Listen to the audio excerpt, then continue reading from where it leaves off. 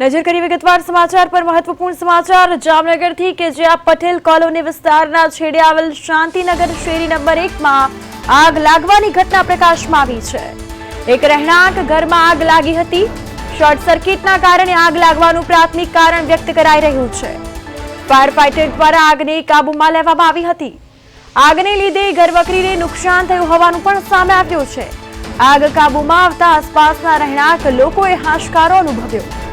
महत्वपूर्ण समाचार जामनगर थी के ज्યાં एक मकान में आग लगता अफरातफरी मची। शांतिनगरनी शेरी नंबर 1 में आग लागवानो बनाव सामे आव्यो छे। फायर विभागनी टीम घटना स्थल पर पहुंची। फायर विभागनी टीमे आग पर काबू मेळव्यो। આગને કારણે ઘરમાં રહેલ માલ સામાન બળીને ખાક થયો છે। આ સામાન્ય નુકસાન થયું હોવાનું પણ સામે આવ્યું છે। સંવાદદાતા સાગર સંઘાણી વધુ વિગતો સાથે જામનગરથી જોડાઈ ગયા છે। सागर अहीं રહેણાંક મકાનમાં આગ લાગવાનો બનાવ સામે આવ્યો છે। શોર્ટ સર્કિટના કારણે આગ લાગી હોવાનું અનુમાન। હાલમાં જે પ્રકારે નુકસાન થયું છે, શું વધુ અપડેટ્સ?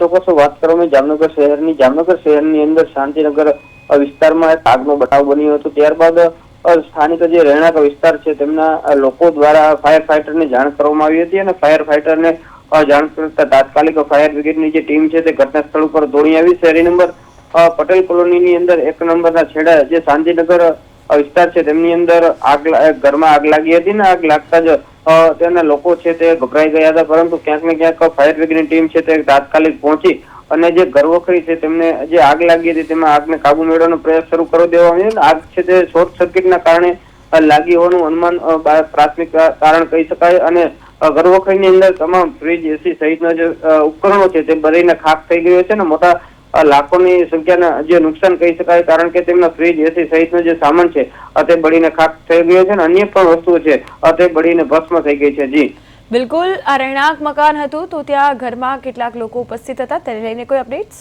કોઈ જાનહાનિના અહેવાલ તેને લઈને? જે અત્યાર સુધીમાં જે લોકો હતા તે સુરક્ષિત રીતના બહાર કાઢી લેવામાં આવ્યા છે, પણ આ પ્રકારની જાનહાનિ કે કોઈ મોટી ઘટના બની નથી। જી બિલકુલ સાગર, તમામ માહિતી બદલ આપનો આભાર।